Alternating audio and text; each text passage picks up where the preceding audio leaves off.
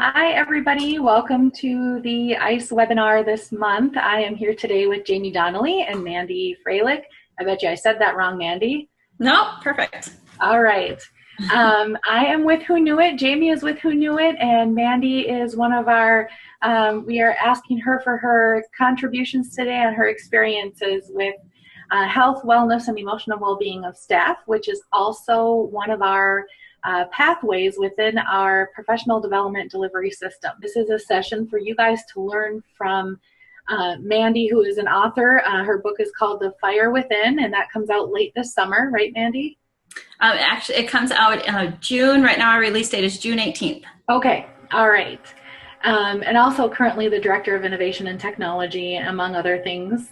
So we are going to learn from Mandy today and really talk about the importance of I have a passion for SEL, but it's not for just the students. So we really need to focus on the teachers, the people who are taking care of our children and nurturing our children when we're not around, spending most of their time with them, and how we need to care for them and each other. So I don't want to take up any more time, really. I will be following up, after we hear from Mandy and Jamie. Then I will be, towards the end of our time together today, I will actually jump into our platform and let you see what that looks like to show you how we do what we do. We team up with people like Jamie and Mandy, and that's how we create our work, based on what educators are needing, what administrators are asking for, and what students really need. And we design it in a platform that is, it's called, our Hoonuit platform is Learn It, Do It, Share It, Improve It. Our framework is Learn It, Do It, Share It, Improve It, which you will see later on during our session today. So with that, I really want to turn this over to Jamie and Mandy. And I know that you will appreciate all of the experiences and knowledge that we'll gain today from the two of them. Fantastic. Yes. Awesome. Thank you so much, Tina. All right. First off, I am so privileged to know Mandy. She's a great friend, a compassionate leader, and her voice really, I think, speaks to the heart of educators. It really just bypasses the things maybe that we're afraid to say sometimes, and Mandy is just so honest, and it really helps, I think, make people feel normal and relevant and important. So I think learning from Mandy it's been a joy. So one is, we are so thankful, Mandy, for you to be here. Thank you for taking the time to come and speak and share on this topic that you're super passionate about.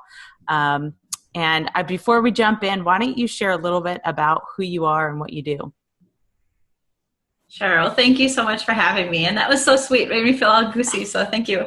My day job is I'm a Director of Innovation and Technology for a school district. So don't necessarily work in some of the areas that I talk about, but just have personal experiences from them. And so I always say I'm not an expert in social emotional learning. I can only tell you what I know because I've experienced it. And so I do talk about, the social aspect of for teachers. I'm learning more about social and emotional learning for students and trauma and how that changes the brain and things like that. And then I also love to speak about things like leadership and empathy and all of those kinds of topics. So that's where my interest lies. And that's what I love speaking about. So yeah, well, talking about social emotional learning, I have not really before meeting with you and talking to you, it was more of a newer topic for me to think about beyond just the academic performance from our students, and really speaking to you from the perspective of the educator and where our educators are at, their health, their well-being. So as we got to talking about this more and more, it sounds like it all really started from a blog post. Is that kind of where you think this passion and this drive, or do you think that was one of the pieces that got started?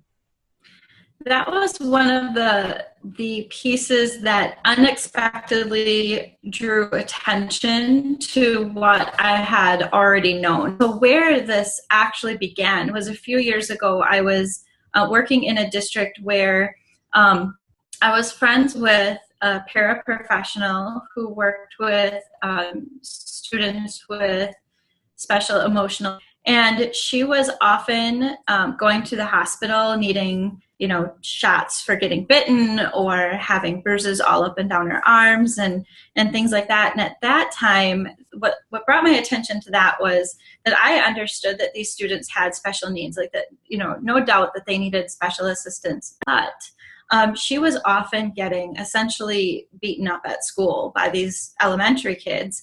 And I felt like there had to be more that we could do to help with this, but I didn't even begin to know where to start. And so from the standpoint of support, it was more of, letting her talk through it and talk through her feelings and things like that. But I didn't know what else to do besides just bring it to administration's attention at the time and say, look, this isn't right. Nobody should have to go to work and be afraid of the kids that they work with. And more or less in the way of, we needed more support. There wasn't enough. And so, that was my first maybe noticing of, I'm all for doing everything we possibly can for the kids, but sometimes doing everything we possibly can for the kids means taking care of ourselves as well, because we can't be our best person if we're not doing that. And the students really, especially those kinds of students, really need to see our best side all the time. And so then my second experience was what actually brought on the project for my book, and that was, I was on the plane ride home from ISTE, from San Antonio, and I was sitting next to a friend of mine who asked me we were talking back and forth about how we got into education, like the why behind we got into education. And for whatever reason, this person, I spilled my life story, and I still to this day don't know why, but told her things that I had not really discussed with people before. And as it turned out, she had a similar story. We had similar themed stories. And at the end of it, I felt such a relief that I hadn't felt in years, because I thought, oh my gosh, I am not the only one feeling these things. And not only that I went through a tough time, but that I while I wish I wouldn't have gone through that, I treasured the little pieces that I got out of it that I knew made me a better educator. And I felt for the first time ever, I wasn't alone. And it was such a relief. And from there, after that, I actually got a little angry, because I thought there has to be more people like me and this other person. There's definitely more of us, and we're just not talking about it. And after that came the blog post where I had a serious kind of attack of depression and was trying to deal with it. And I reached out to somebody who subsequently kind of denied helping me in any way. And I was angry. And I wrote the blog post about, I'm trying really, really hard to be healthy, and I need support. And I know there are others out there that need support as well. And from that blog post, the response was insane. The number of people that reached out to me and said, I connect with your story in this way. And I think the most powerful story that I heard was a gentleman who reached out to me and said that he had had a depression, a severe depression, and that he had gone to get shock therapy, which is apparently a thing. I didn't realize it was a thing, which surprised me. But the part that really got me was that he told me that they told him he needed this. And then he went the rest of the year continuing to work with the students and didn't get the shock therapy until June, just so that they wouldn't have to have a substitute teacher and they would have a normal end of the school year. And he didn't want other people to know about what he went through. And I thought, that is the essence of a teacher right there. Someone who is willing to take all of that stuff and put it aside in order to make sure that their kids get the best that they can. But the thing is, they shouldn't have to do that, because there should have been supports in place to begin with in order to help him with that. So that was a very long answer to the first question. But, don't stop. So sorry about that. But that is where I started to kind of gain momentum in this and think, we have to take care of ourselves, and we can't do it alone. And it also shouldn't be that when I tell people about my depression, my anxiety, or my past trauma, that I feel that I make them very uncomfortable. We should be able to talk about this, because the only way we're going to get better is by doing that. So my goals of trying to destigmatize this have formed from there. Well, I think that what you've done is so brave, and I think it has allowed so many others to be brave with you. I saw one of your posts recently talking about, what it means to be brave is to speak out what other people are afraid to do. And I'm just so thankful that you did speak out. I think it has affected me as a person and how to communicate with others, and, really feeling, and we'll talk about this later, but really feeling like I don't know what to do and I don't know how to help, but I want to communicate with you. I want to share my support, and I need your help knowing how to help you. What can I do? So as we get into that, the first thing I wanted to mention was something that you had mentioned, maybe this secondary trauma. I know that was an important topic for you that you've come across recently. Do you mind sharing a little bit about what that means? Yeah, absolutely. I think, there's something called secondary traumatic stress. And what it essentially is anybody, regardless of your past, who works with other people who have been traumatized can develop the symptoms of post-traumatic stress disorder. I think what's ironic about it is when you look up a lot of the research on it, it focuses on counselors and social workers and medical professionals that work with traumatized people, but very rarely does it actually mention teachers, which are the people who are working with the traumatized kids all the time. So I think we talk, we speak about teacher disengagement and burnout and all of those kinds of things. And I really do think it goes hand in hand, because one of the symptoms of post-traumatic stress disorder, which, you can develop with secondary traumatic stress, is disconnection. And so feeling that disconnection from the thing that makes you have those feelings, which would essentially be students and teaching.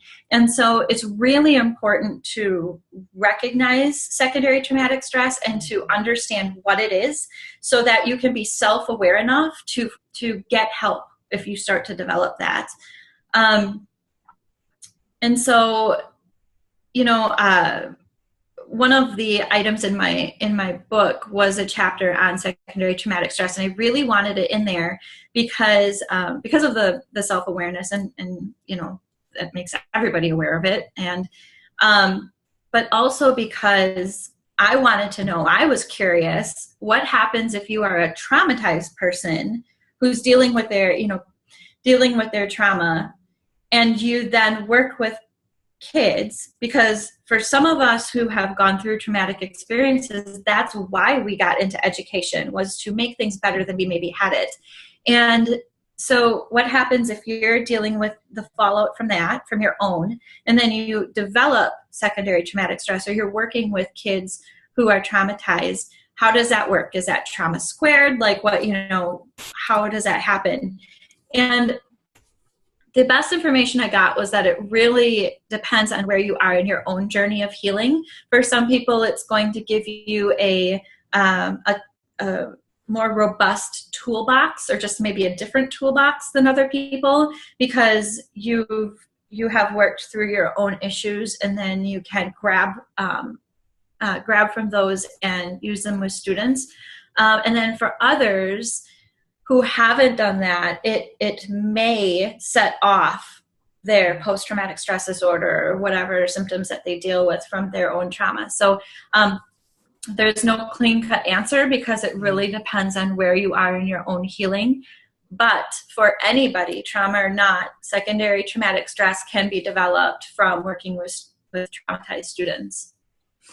Well, this is a perfect timing for this. I have a poll question that I have out there on how do you handle stressful situations. So I'm going to go ahead and send out that poll here and find out what people respond. I gave 4 answers, but feel free to also go into the chat if there's something that I did not put in that you think would be a little bit helpful to state. So some of the responses are, I'm not affected. I can handle stress fairly well. I become irritable and short-tempered, or I shut down. And, I think that there's more responses for sure on how we can handle stress. And I think it also really depends on what type of stress we're dealing with and stressful situations at the timing of when it hits. There's a lot of other exterior, things that can affect how you respond to that at that moment as well. How I might respond first thing in the morning is very different than how I respond to it at night, So, I know that there's some differences. So feel free to respond to our participants that are here inside of the chat. And as they're going ahead and responding here, I will tell you, we have about 5 of the 12 have voted. And what we see is 20% of them can handle stress fairly well. And we have the other group, the 80%, so 40 and 40 become irritable, short-tempered, or I shut down. So I think that we're going to see definitely in those stressful situations, which is every day in class. I don't know about you guys, but that's my memory. In class with students. Especially this time of year. Yeah. Oh my goodness. We've had some great conversations about this time of year and just decisions and how to make those decisions. But I think that is definitely one of those things that how you handle stress can have a lot to do, like you said, Mandy, with what has happened in your past, the things that you've been exposed to, and I'll go ahead and end this poll here for everyone. And then I'll share the results. The nice thing is, the questions that we're talking about are, responses that, can go either way. It's very personalized. There's nobody getting called out like, what? I'm not affected by anything, So some people are so good with stress that when stressful situations, it's like that is their place. They become so comfortable, they can handle it, and they take confidence in those times because they feel so confident in who they are or whatever it might be. So you look at Wall Street and you think, how do they, but they're driven by that stressful situation, the craziness, the chaos.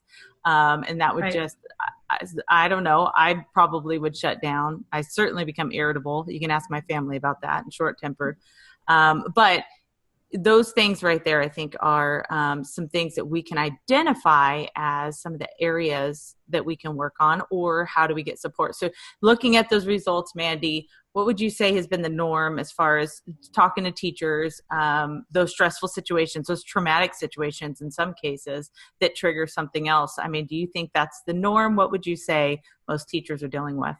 That seems to be the norm. I also think too, I hear, and this, if I had to describe how I deal with stressful situations, even with, so I have post-traumatic stress disorder, I have depression, I have anxiety, even with those things, in the middle of a stressful situation, I'm awesome. I can handle that. I'm like going through things like this. I always joked and said I could have been like an ambulance person, like a paramedic, because I was great in a stressful situation. It was that moment it stopped, when the adrenaline is gone, when you're starting to come down, and I'm still this way. It can happen for weeks. If I'm in a stressful situation for weeks, I'll be fine during it. It's afterward where I take a nosedive, and nosedive doesn't necessarily mean my depression acts up. It doesn't necessarily mean my anxiety acts up. It can just mean that I'm super exhausted, or there are times at the end where my anxiety does kick up a notch, and I might have panic attacks or something. But during the stressful time, I can handle it just fine. It's afterward that I have to be aware of and watch. But there is such a power in knowledge, in the knowledge of the way that your body works. And so I know that about myself, and so then I'm better equipped to deal with it. We talk about anxiety, and anxiety is more than just being nervous. Anxiety is a feeling that you can't control your surroundings, and it can be debilitating sometimes. And I know when my anxiety is ramping up. I know when I'm going to have a panic attack. I know that if I can't quite stop it, I have strategies that I use in order to get through that. And I've had to work really, really hard, because I've had these things for so long, to figure out what it is that sets me off, what it is that makes me feel better, and then work with that. One of the things that helps panic attacks for me is food, which I'm trying to fix that issue. Because if you're very nervous, or you have your anxiety going and you're constantly eating, that tends to play with the numbers on the scale. So I am trying to get myself out of that habit. But I do know, I know that that's a weakness of mine. If my anxiety acts up, I have a panic attack, I eat, I will probably feel better. And so I'm trying to work on my strategy number 2 more often than food.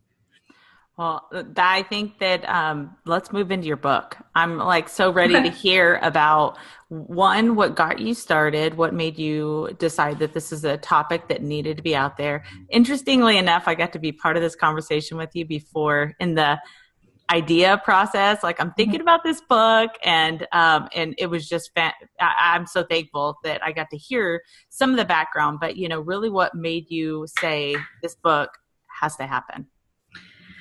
I think what actually made me feel like it had to happen was that so many people told me that it might be an issue. And they said that because it was in the way of, educators don't want to talk about how different they are from other people, because they're supposed to be seen as normal as possible, because they work with kids. And there were a lot of people that said people really shouldn't be telling their stories. I had quite a few people say to me, I'm warning you, this, I don't think this is a good idea, because you are going to put these people in a very difficult position of telling something very personal that might affect them at work. And I think it was actually that. So I tend to make decisions like that and move forward on things when people make me angry. I've learned about myself. And so it irritated me that we have shows that celebrate the adversity that sports players have gone through, and that they come out making millions of dollars. And some of these adversities are no different than our teachers have gone through, except for instead of making millions of dollars, they don't. And they go in and they actually affect the lives of people. And so we're celebrating this adversity with sports people, or even music people. We used to have that show Behind the Music or whatever. And we're embarrassed of it with teachers. That feels so wrong.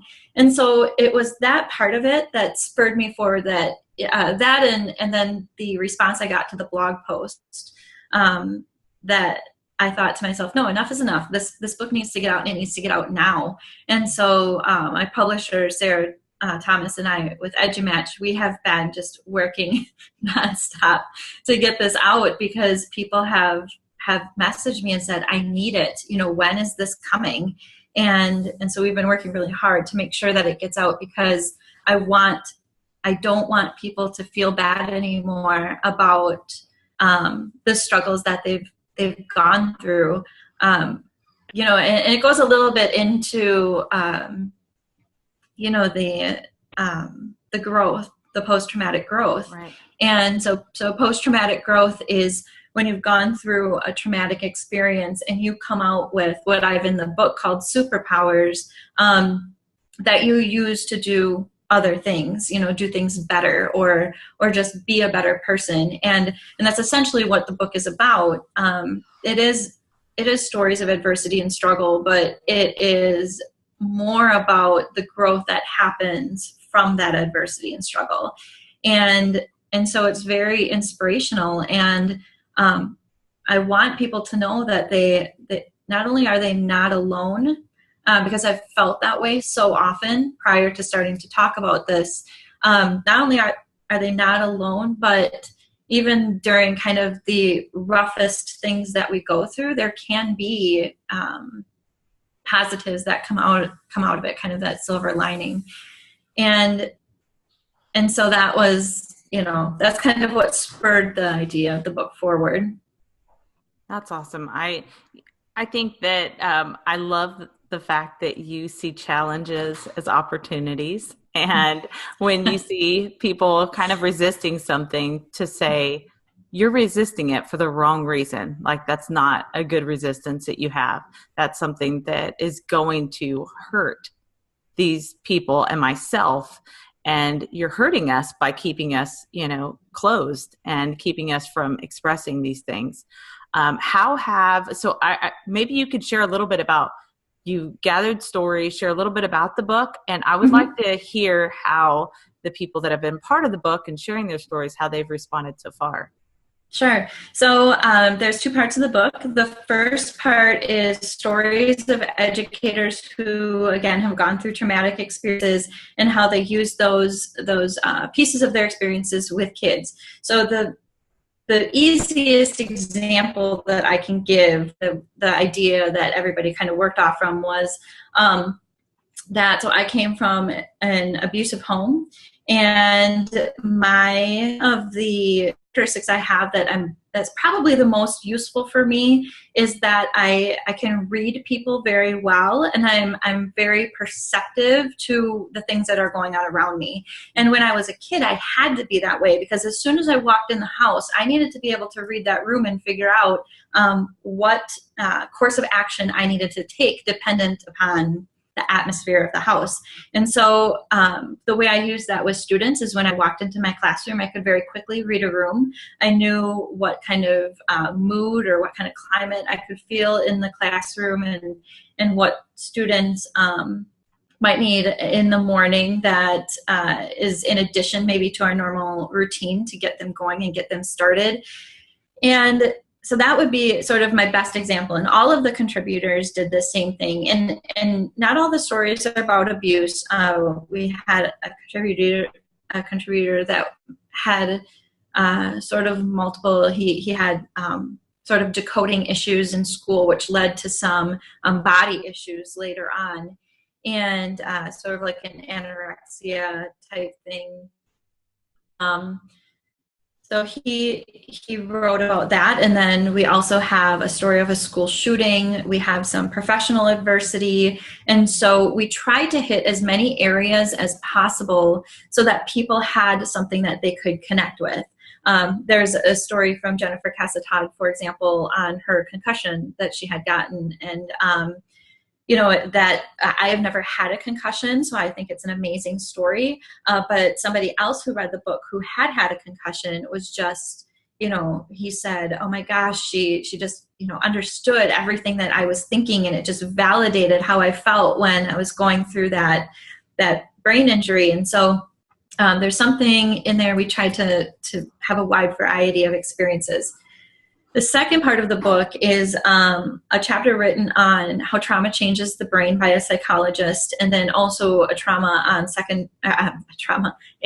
on secondary traumatic stress and post-traumatic growth that I wrote. Mm-hmm. Within the book, I had chosen some poems that I felt were inspirational to break up some of the stories. Mm-hmm. And the person who wrote them would not give me permission to use them. So instead I had a poetry contest, and we had amazing people from literally all over the world send in poems. And I vetted them and went through, and we had some amazing poems written by adults, but we also had some phenomenal poems written by kids. Mm-hmm. And some of them are a little dark, but I thought that it was really important for people to read them because our students wrote them. And you can tell that they had really taken on the contest and knew what I was looking for and just did a phenomenal job writing these poems. So I was looking for 3, and eventually they were so good that I picked out 10 more, and I put those in the back of the book for everybody to enjoy because they were wonderful. And so that's also part of the book. And it makes me so happy that students had a hand in creating this when, that's really why we're doing what we're doing to begin with. Also, my daughter's friend, who's she's 15, I was having a difficult time coming up with my cover art and couldn't come up with something that people liked. And so I mentioned it to my daughter, and about 8 minutes later, she sent back a mock-up that was eventually used as my cover, and she had made it on Snapchat and downloaded it and sent it off and was like, here you go. And so that's actually my cover art as well. It was derived from that picture. So, I've had my professional learning network a part of this. I have become friends with the contributors who were brave enough to tell their stories and actually put it out there. And it's been such a passion project. As far as the contributors go, I think that I always kind of say, if not a single book sold, I would still be so proud of the book. And one of the reasons why, besides the fact that everybody sort of contributed to it, is that multiple contributors really struggled with writing their stories because most of them have post-traumatic stress disorder from whatever their experience was. And writing about it is very difficult because you need to relive it in order to tell the story. Right. And so I was talking to my friend Kevin Honeycutt, who has a very personal book as well. And I said, I don't know what to do.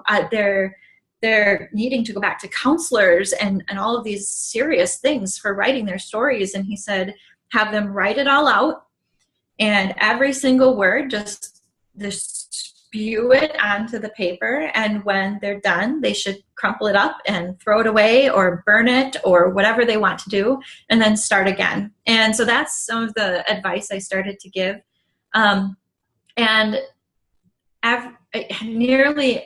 It might be every contributor, if not every contributor, pretty close, contacted me at some point and said, I have healed so much from writing down my story. They were all just shocked that it happened. And I would say the same for myself. And so that alone made the whole project worthwhile, because I thought we had, 10, 11 people who felt better after contributing to my book. Like that's just crazy to me, and it's amazing. So it was a really powerful lesson in the power of writing as well, and getting your thoughts down on paper. Yeah, that's okay. Well, I'm going to pause, and I have some next. I have a couple poll questions here that I want to share out. And this particular one is dealing with mental illnesses. And I'm going to go ahead. I'm going to allow you two to vote as well. So I'm going to launch this poll. So you guys should see that, you, Mandy and Tina. We'll also see the poll. And the questions in there have to do with, how do you face a situation when you're encountering others with mental illnesses regularly? Or, have you ever experienced that? Is this something that is a regular thing for you? And then also, how do you respond when, you are around others that face mental illness? And I think, that there's different ways and strategies. Again, if I missed something or I didn't cover something correctly, feel free to go over to the chat and add in a different response maybe that I didn't consider. And as we're looking through it, I'm already seeing, there's nobody that says no. So you are around somebody that faces mental illness regularly. I think that is so powerful. I mean, what are your thoughts on just that part, Mandy? It doesn't surprise me really at all. I think there are more of us that fight the mental illness than that don't, honestly. And it doesn't make, one of the things I wanted to make really clear in my book is that I was not saying that you needed to have a mental illness or you needed to experience trauma in order to be a good teacher. Right. That's not true. We need people who have not gone through those things as well, so that we have teachers in the classroom that know what a supportive environment looks like because they experienced it, and that they understand what, those family systems really look like, dependent on what it is. And so everybody, we need all those people working together to really give students the best all around support that we can possibly give them. And so I think that it's important that we understand that all of those experiences are important.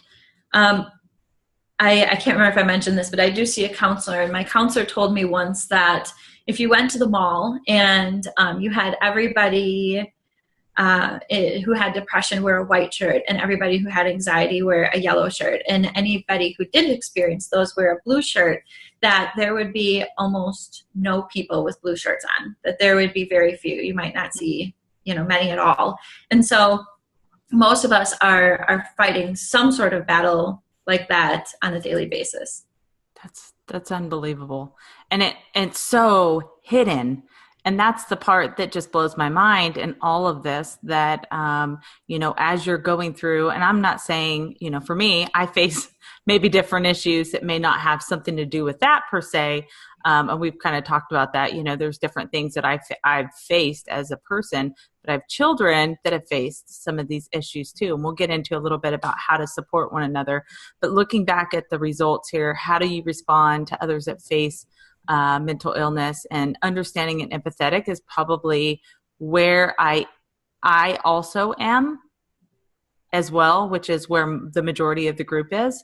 But then supportive and helpful, I feel like, is where I'm frustrated that I'm not. And so as we get into this next phase of I wish I knew how to be supportive and helpful and not just understanding and empathetic towards their situation.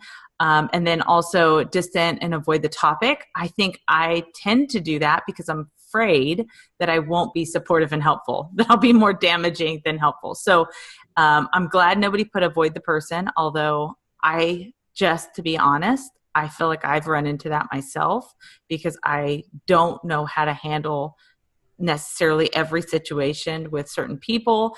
And if I avoid it, then I feel like I won't make a mistake. I won't mess up. I won't, I won't make it a bigger problem than it is, kind of thing. So I'm surprised nobody put that in there, but I guess more than anything else, I would say I lean on the understanding and empathetic on my end. So with that, Mandy, we've talked about strategies to help. And I think one of the things that I love about you is that you're not like, hey, I know everything. I know all the research. I've done all this. I don't know if there is anybody that can claim that because it's so different for every person, right? Right. So my question to you is, knowing for you, what has supported you, what strategies can help support you and your struggles, and what you've heard from others as well. Sure. So there are some strategies that I use personally to help myself, but that's taken a lot of years to figure out. It was not something, and I had to make it a personal mission in order to figure that out. When I decided to do that, it was actually because I had tried every medication on the market to help my depression and anxiety, and either it wasn't working or it was giving me terrible side effects. So I'm not at all against medication. I'm just not on it because it didn't help me. So because I didn't find something that helped me, I figured out I needed to help myself, or it was just going to be this perpetual depression and anxiety thing going on. And so one of the things that I do that I've only started in the last 2 years that I've figured out that's helped me is becoming way more reflective and self-aware. And I help myself to do that by actually writing on my blog, which sounds silly because my blog is professionally based. But what happens is I practice being reflective, and you can use that skill in professionally or personally. And also that it gives me what I don't really know what it's called. I call it headspace. And so I have so many things like rattling around in there all the time. And if I'm able to get one out, it gives me more space to think about other things.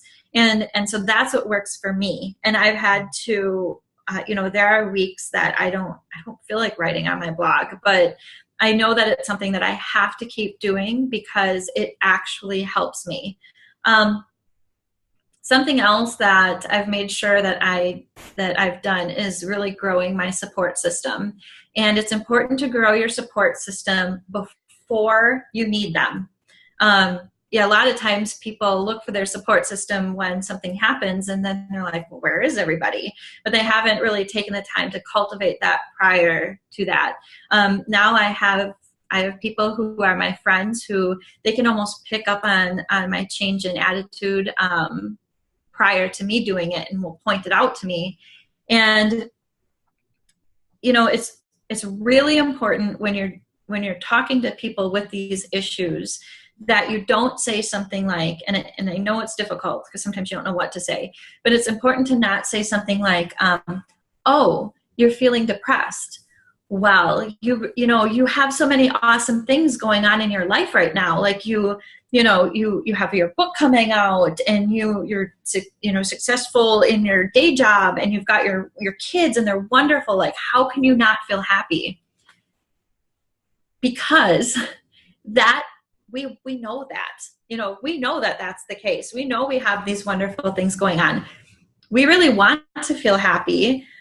We can't. And so, that's where the strategies come in to try to help ourselves and our support system and stuff. So I think that when it comes to supporting somebody with those types of things, less is more. So I would prefer somebody sit down next to me and say, I know you're struggling right now, and what can I do to help you? What strategies do you use? Oh, you don't have any? Okay, let's talk about that, and let's see if we can help you figure out what one might be. Maybe just sitting there and saying nothing is exactly what they need, and then you need to just respect that and do that. They might just need somebody sitting next to them.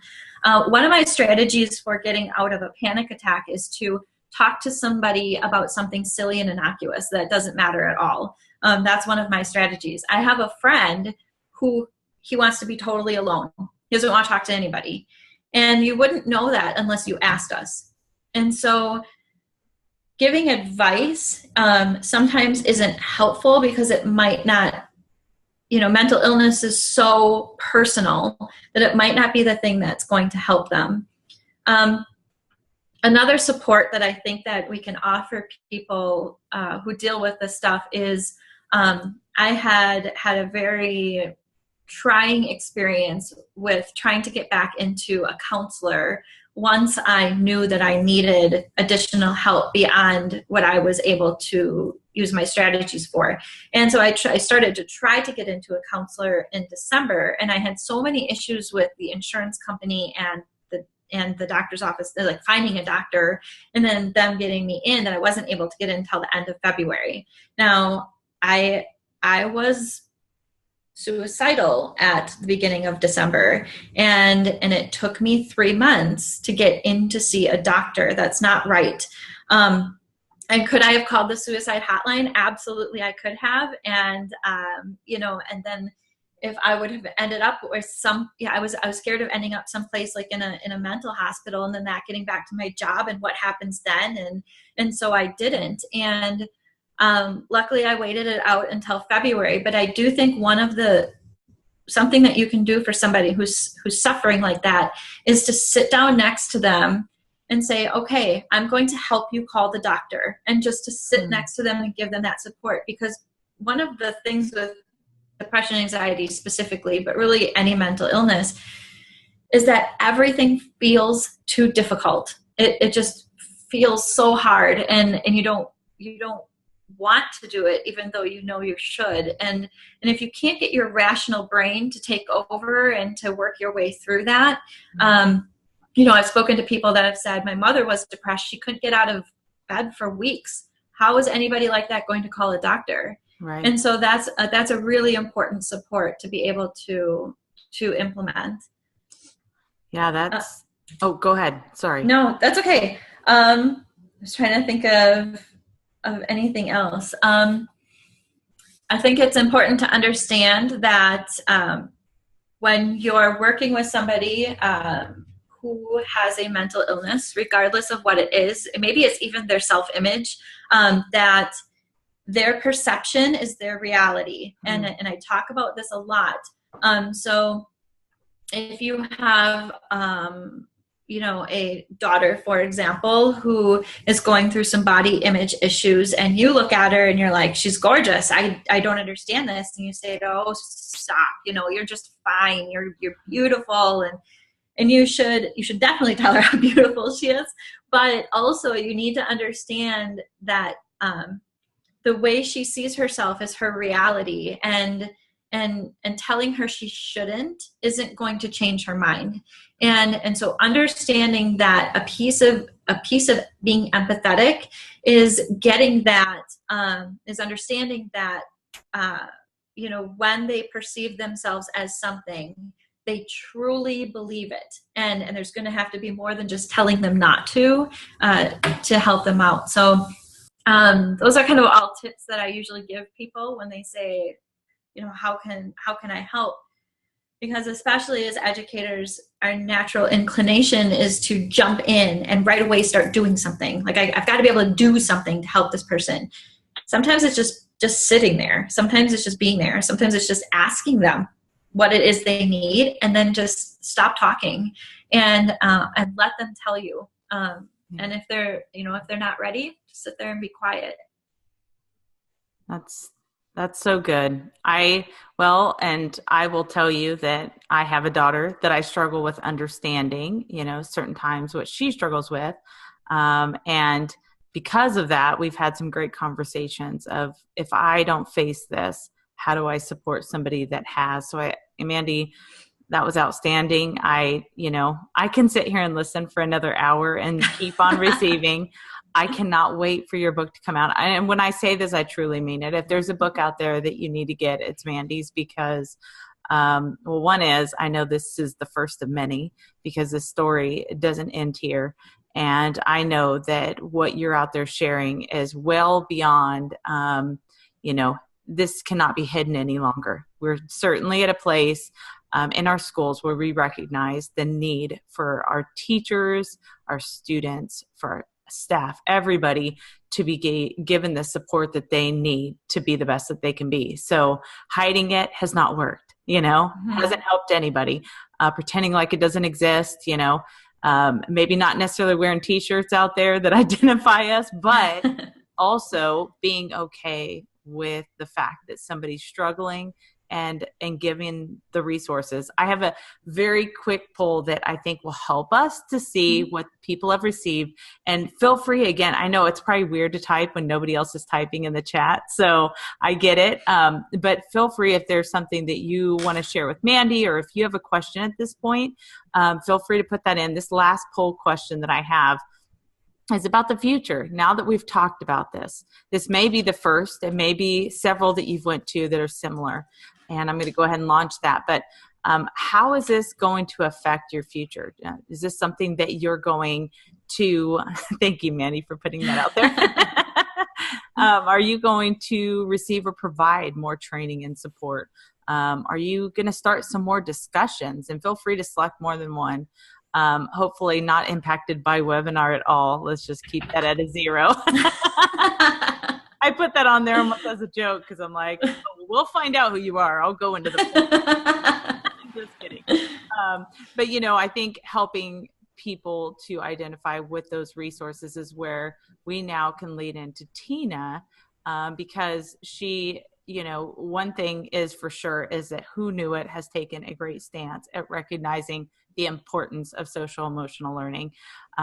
We have some great content out there, and I would love for Tina to have a chance to share a little bit more, because that is something that maybe you're not aware of, because it's fairly new. And finish filling out that poll. Feel free to go into the chat, and then we'll go through those results as soon as Tina's done.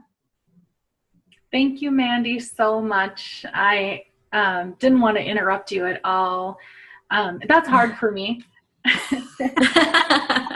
One of the things I work on a lot, and what I just want to say that something that has impacted me since I met you, and I was fortunate enough to meet you through Jamie and through Hoonuit, is that the sheer number of us as adults, we were kids once too. So we were kids who went through emotional trauma, or we have some mental illnesses, who are now teachers, moms, dads.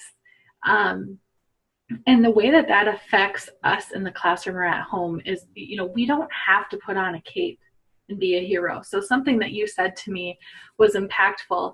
And a lot of things you've said to me have been impactful, but I want to share something that my foster daughter had said to me. I struggle with anxiety myself. I don't keep it a secret anymore, and I did for many, many years.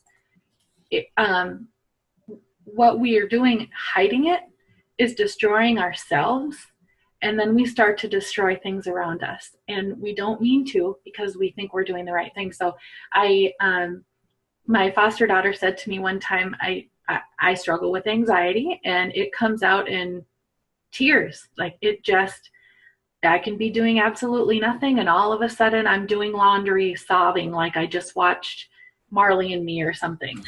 And, just uncontrollable. And she said to me, you try to hold it together as a teacher, as a mom, as a dad. You think they can't see me break. Don't we have to let them see that we are all okay? They're not alone. And she said to me, Tina, you don't have to be super mom all the time.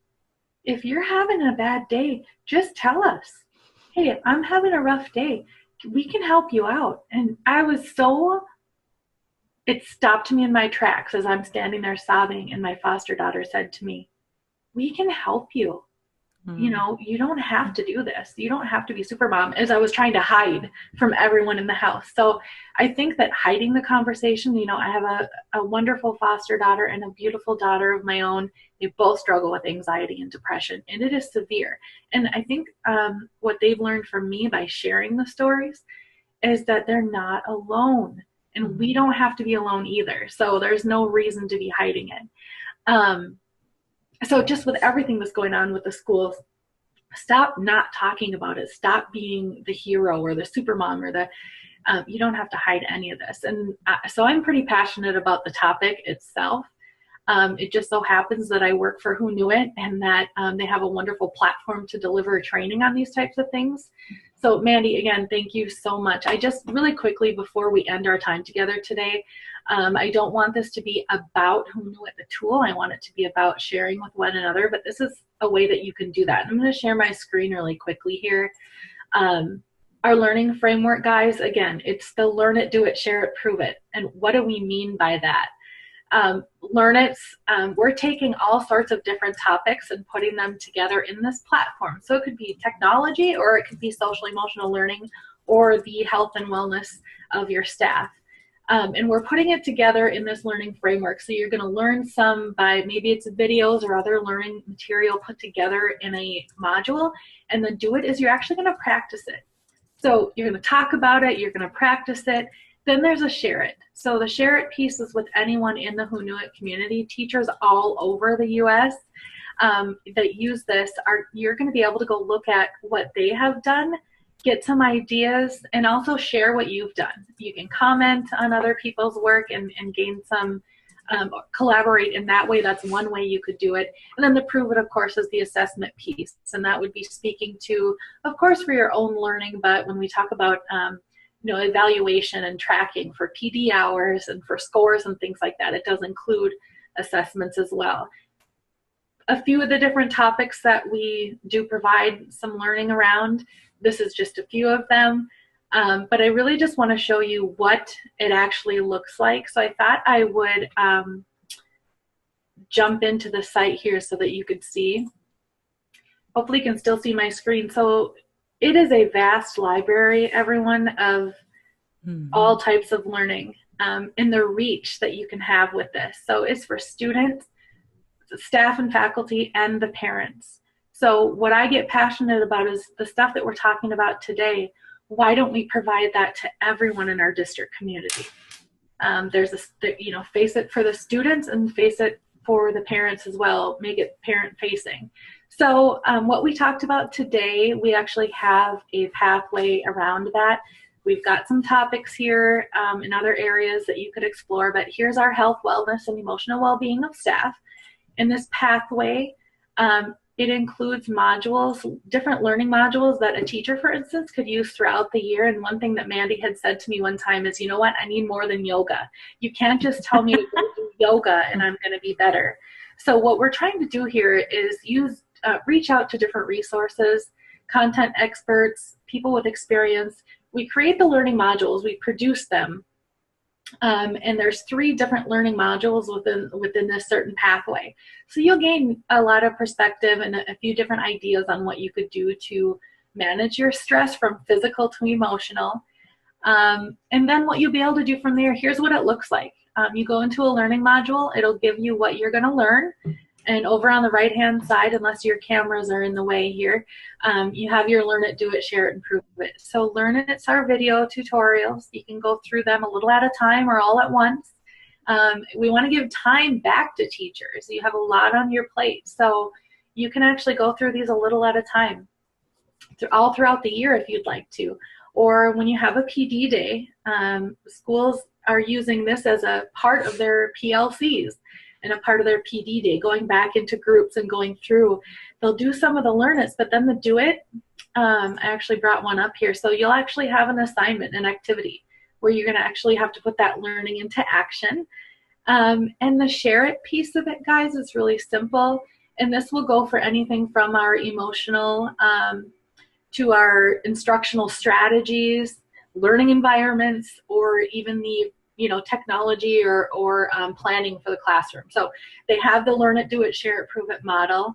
And it means a lot to me because you can take away from like the conversation we had today. You could now, for instance, go back and take this learning module and use what you've learned and bring that all the way back to for yourself and the classroom ultimately and make a change.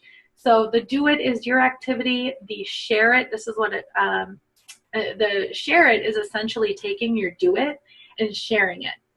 And when you go out to the Share It, you will actually be able to see other people's. You create yourself a little Hoonuit, so you're not actually seeing other people's names, but you'll be able to go, if you're like me, I have to go look at what it is before I do it.